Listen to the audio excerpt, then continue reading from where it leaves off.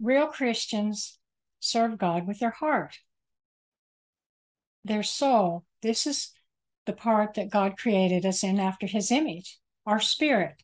It's the life of God. Everybody has life in them. They have a spirit, but not everybody has the Holy Spirit because it was removed from us in the garden when our father, Adam and Eve, fell and they went after the flesh. They disobeyed God. They obeyed Lucifer, while Lucifer became their controller, their ruler, their God. And he told them what to do, and he put his nature in them, his seed, the serpent's seed. And you can look the earth over and you can see how that everybody's just living after the lust of the flesh. That's why there's so much evil, even in all the religions and stuff.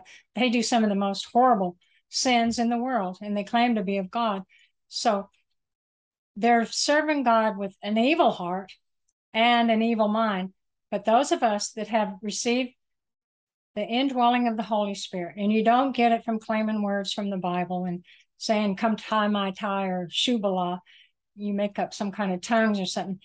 When you're filled with the Holy Spirit, what you do is you come to Jesus with your heart and you say, Lord, I don't want my life anymore. I give my life to you if you'll have it. Will you please fill me with your Holy Spirit? And I want to be controlled by you through the Holy Spirit all my life.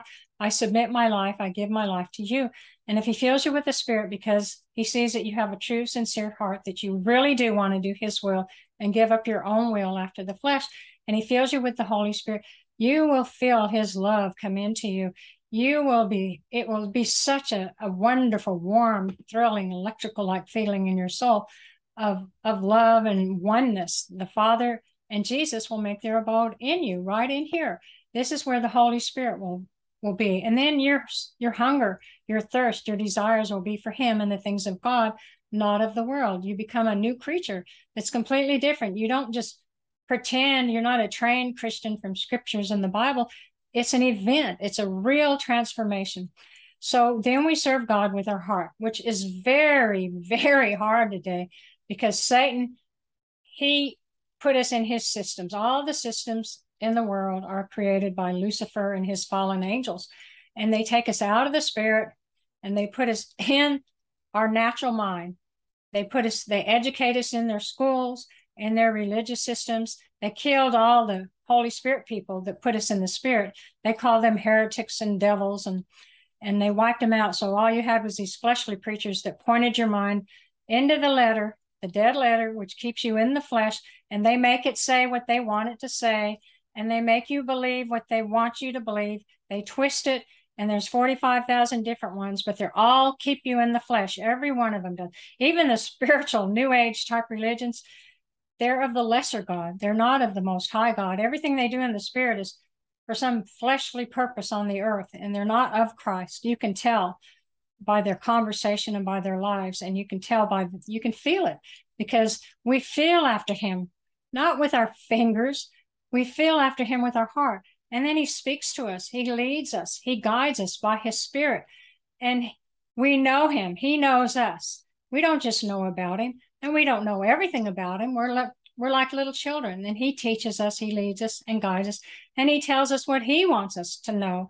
And you have to learn to go by the Spirit, which is kind of hard because I find myself doing this often too.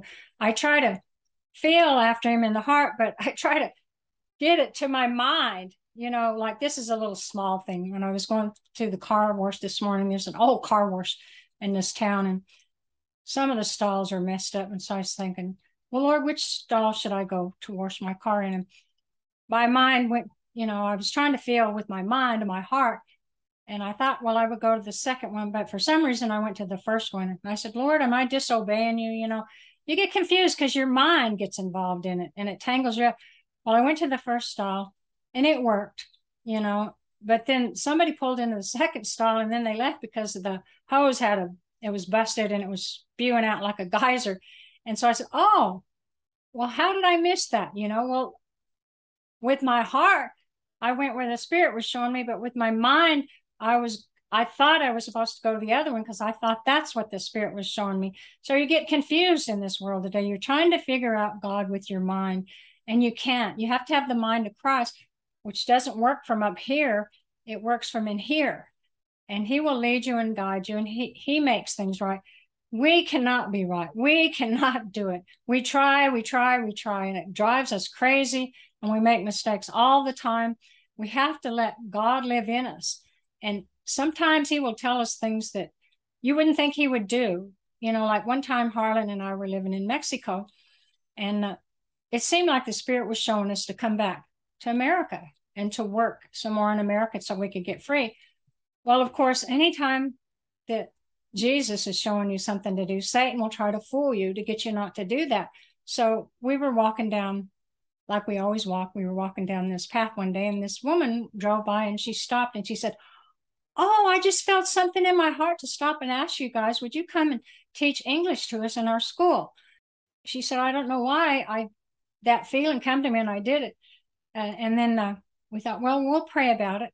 And then Harlan told me, he said, "Pumpkin, she would have to do such and such for me to know that it's God."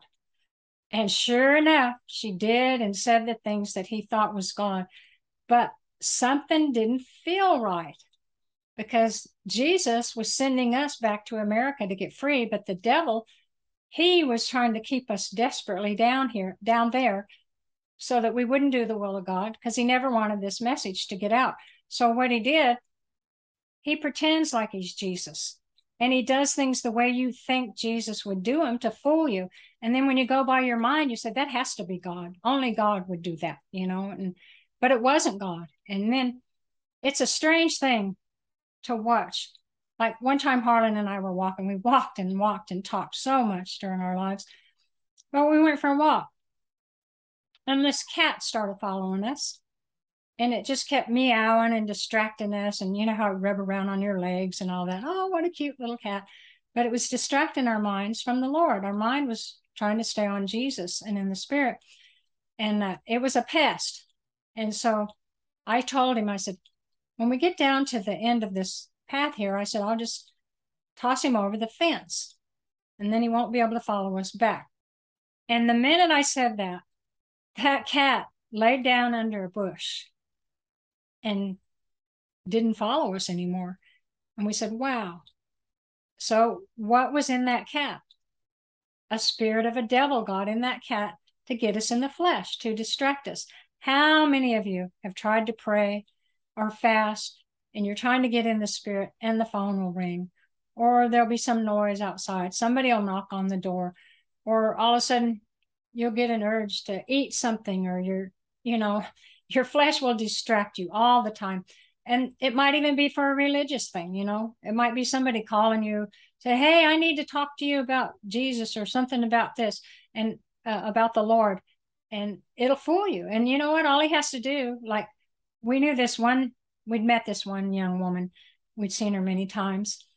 And she'd been a Catholic, and then she'd been something else. And then now she was a Jehovah's Witness. And Harlan asked her, said, how many different religions are you going to go through? And she was in love with some Jehovah's Witness that worked up there wherever they print out their Awake magazines or their watchtowers. And sure enough, he didn't like her or something, and she got disappointed. And he said, how many different religions are you going to go through before you really come to Jesus? So Satan, all he has to do is keep you from one thing to another. If somebody gets filled with the Holy Spirit, say a young man gets filled with the Holy Spirit, well, then the devil will send a beautiful woman by that's just the right person for him. And it has to be a godsend. And then he'll marry this woman and maybe have a child with her. And it turns out to be hell on earth for him, because this person isn't of Christ. And Satan will do it over and over, anything he can to keep you from doing the will of God and walking and talking with Jesus. So what he does, though, he uses the flesh. He's got a world full of flesh enticements and attractions and religions. You can get in music or anything in religion. And it's just a thing that you're going by your head, thinking you're doing the will of God, instead of really getting down in the Spirit and saying, Lord, please show me. I need to know. This is something I really need to know about my life, so I can walk with you all of my life, so I can make it. Don't just do what you think Jesus wants you to do. Find out what he wants you to do. And sometimes you have to try the Spirit to find out. But as soon as you find out that it's not Jesus, if you've gotten entangled in something, you have some kind of obligation, like you have to raise some children, or you're in a marriage, you've got to be responsible for your children until they get raised, and then ask him to deliver you. You don't have to stay with the devil after your obligations are met. So you be led by Jesus Christ through the Spirit, and not by what you think is right or wrong, or you're not going to make it. That's what religion has done. Bible religion has caused us to obey the devil and become a doormat to the devil and his people. And most of the time, the people don't even know what they're doing. And the animals, when they get to, a dog, a cat, anything, they want your complete attention because they're flesh. Well, the devil will get in them and demand your attention. And so you just have to pray. You have to be very careful. And when you fall into these traps, do your best to get out of them. Your obligation is to Jesus, not to the people, not to the animals, not to religion. And it doesn't matter what they think, whether they like you or don't like you. Now try to use some wisdom, try to be polite, ask the Lord to give you wisdom how to go about it. Just like on your job. If you're going to stay there working, you can't keep telling them they're of the devil, and you can't tell them the truth that you know, but you don't have to partake with them. You don't have to cuss with them. You don't have to go out and drink with them. You don't have to be friends with them, but you do have to be polite. You do have to be sociable, but you don't have to fellowship and partake with them. It's hard. It's not easy, but it gets easier the more you do it. Who do you love the most? Jesus? Or do you love the world? Do you care about what people think more than you care about what Jesus thinks? So practice being led by the Spirit with your heart, not with your head, trying to put your head through your heart, because there's a disconnect there. Your brain is of the flesh. It's enmity with God. And the Holy Spirit, he will be different than your flesh mind. The mind of Christ in your soul is different than your mind about Christ. So I don't know if I can explain this right or not, but it's a real thing. I know any of you that are seeking Christ and trying to live in the Spirit, you understand this with your heart, and you struggle with it every day, but it's worth it. It's worth the effort, because as long as you do that, Jesus will make a way for you, and he will deliver you as long as you don't give up. And you can give up without knowing it by just going to religion or figuring it out by yourself in your own head. And then you've left him, because you're not looking to him anymore. You're looking to your knowledge, or you're looking to the Bible, or what you think is right, or what God would do or wouldn't do. And always remember this: God isn't the one that does the evil in the world. It's people and devils that do it. And they bring in the sickness and all the troubles and the disasters. They're evil, even if they don't think they are. And they blame it on God. Don't blame it on God, because he's not the one doing it. You've destroyed yourselves by not obeying him, by not being regenerated and living after the Spirit. So don't let your head destroy your eternal soul. That's all you're going to have when your soul leaves your body, is what's in here in your soul. Don't let the flesh be in your heart, because if it is, you're not going to make it. I hope some of you do make it. I think you will, a few of you.